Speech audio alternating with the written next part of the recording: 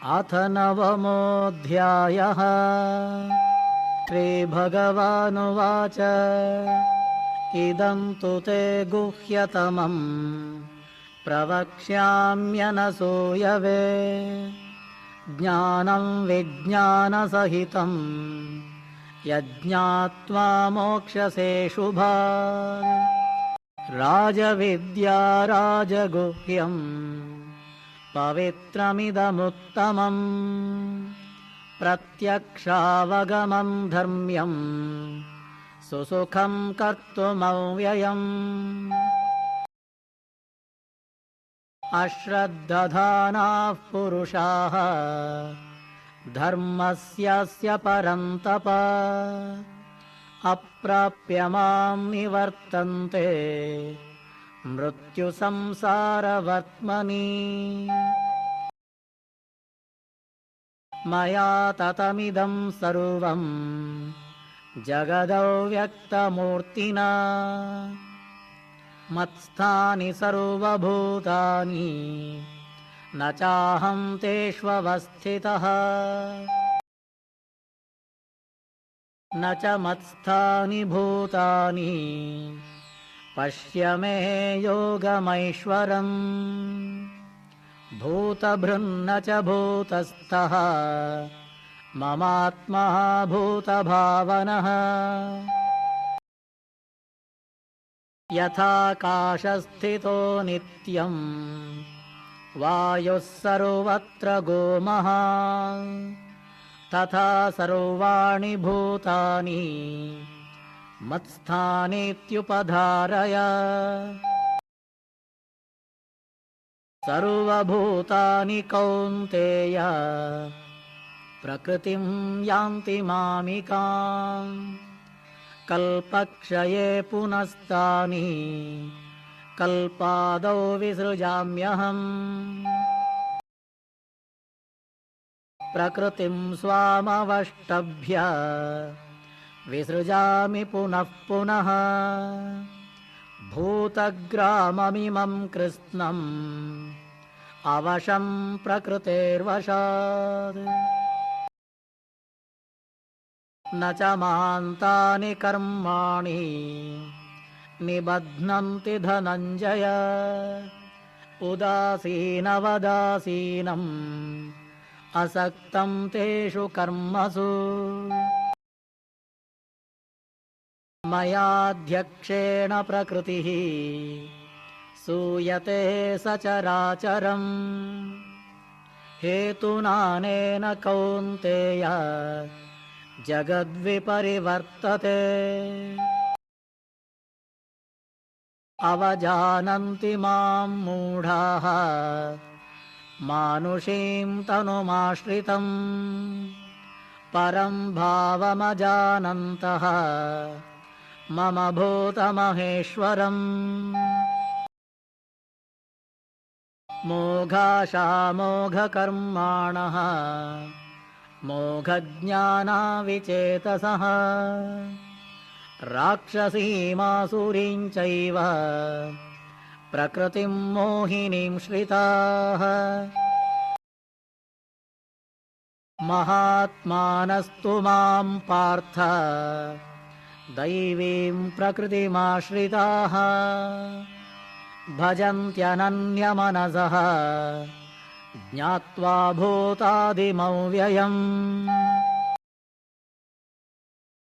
सततं कीर्तयन्तो मां यतन्तश्च दृढौ व्रताः नमस्यन्तश्च मां भक्त्या नित्ययुक्ता उपासते।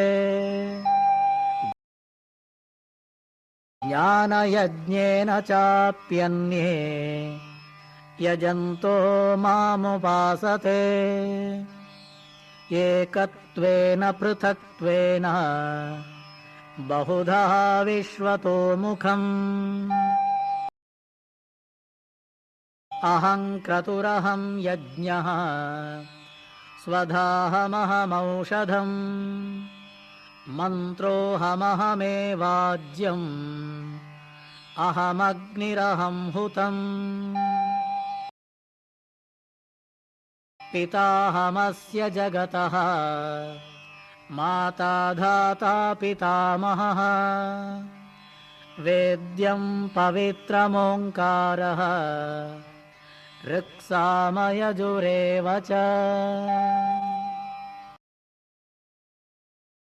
गतिर्भर्ता प्रभुः साक्षी निवासः शरणं सुहृत् प्रभवः प्रलयस्थानं निधानं बीजमव्ययम् तपाम्यहमहं वर्षं निगृह्णाम्युत्सृजामि च अमृतं चैव मृत्युश्च सदसच्चाहमर्जुन त्रैविद्यामां सोमपाः पूतपापाः यज्ञैरिष्ट्वा स्वर्गतिं प्रार्थयन्ते ते पुण्यमासाद्य सुरेन्द्रलोकम् अश्नन्ति दिव्यान् दिवि देवभोगान् ते तं भुक्त्वा स्वर्गलोकं विशालम् क्षीणे पुण्ये मर्त्यलोकं विशन्ति एवं त्रयी धर्ममनुप्रपन्नाः गतागतं कामकामा लभन्ते अनन्याश्चिन्तयन्तो मां ये जनाः पर्युपासते तेषां नित्याभियुक्तानां योगक्षेमं वहाम्यहम् येऽप्यन्यदेवता भक्ताः यजन्ते श्रद्धयान्विताः तेऽपि मामेव कौन्तेय यजन्त्यविधिपूर्वकम्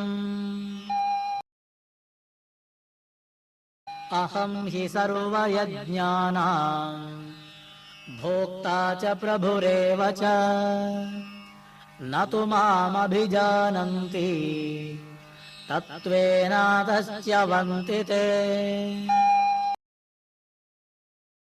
यान्ति देवव्रता देवान् पितॄन् यान्ति पितृव्रताः भूतानि यान्ति भूतेज्याः यान्ति मद्याजिनोऽपि माम् पत्रं पुष्पं फलं तोयं यो मे भक्त्या प्रयच्छति तदहं भक्त्युपहृतम् अश्नामि प्रयतात्मनः यत्करोषि यदश्नासि यज्जुहोषि ददासि यत् यत्तपस्यसि कौन्तेय तत्कुरुष्व मदर्पणम्